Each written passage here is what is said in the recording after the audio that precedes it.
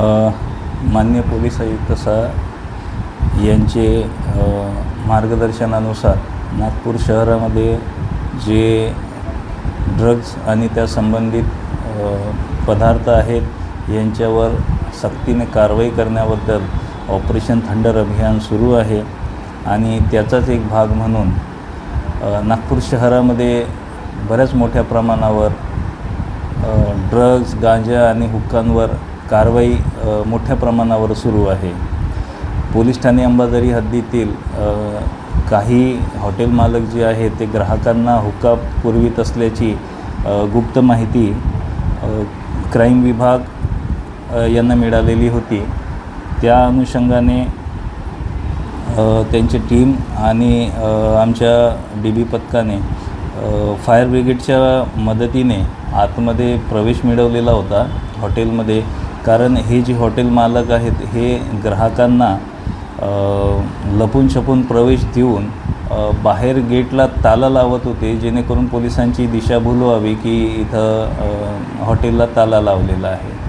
तर अशा पद्धतीने चोरी छुप्या पद्धतीने हे ग्राहकांना हुक्का पुरवित असल्याचे दिसून आलेले होते आणि त्या अनुषंगाने यांच्यावर गुन्हा दाखल करण्यात आलेला आहे, ज्यामध्ये निंबस हॉटेल, हॉटेल हर्षेज आणि हॉटेल सोरो यांचा समावेश आहे। यापूर्वी माननीय पोलीस उपायुक्त झोन 2 श्री नित्यानंद झा साहेब यांनी संबंधित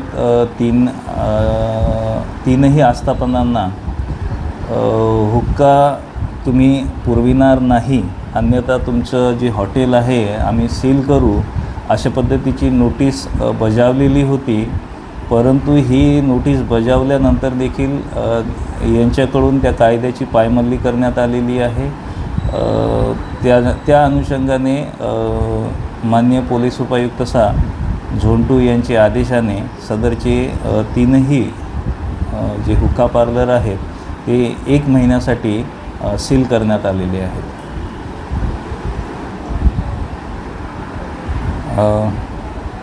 आपल्या देशामध्ये बऱ्याच मोठ्या प्रमाणात सध्या जी तरुण पिढी आहे ही व्यसनाधीनतेकडे जात असल्याचं जाणवायला लागलेलं आहे।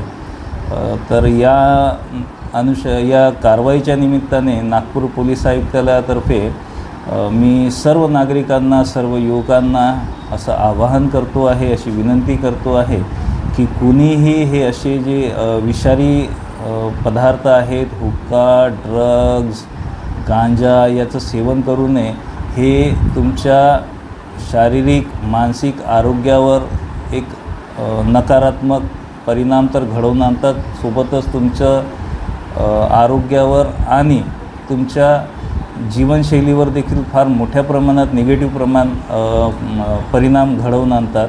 तर सर्वांनी यापासून दूर राहावं आणि याबद्दल जर काही माहिती मिळते आहे तर पोलीस ठाण्यात किंवा पोलीस कंट्रोल रूम डायल 112 यांच्याशी संपर्क करून माहिती द्यावी आणि एक नशामुक्त समाज, नशामुक्त परिसर आपला घडवून आणण्यासाठी, देश घडवून आणण्यासाठी सर्वांनी पोलीस विभागाला सहकार्य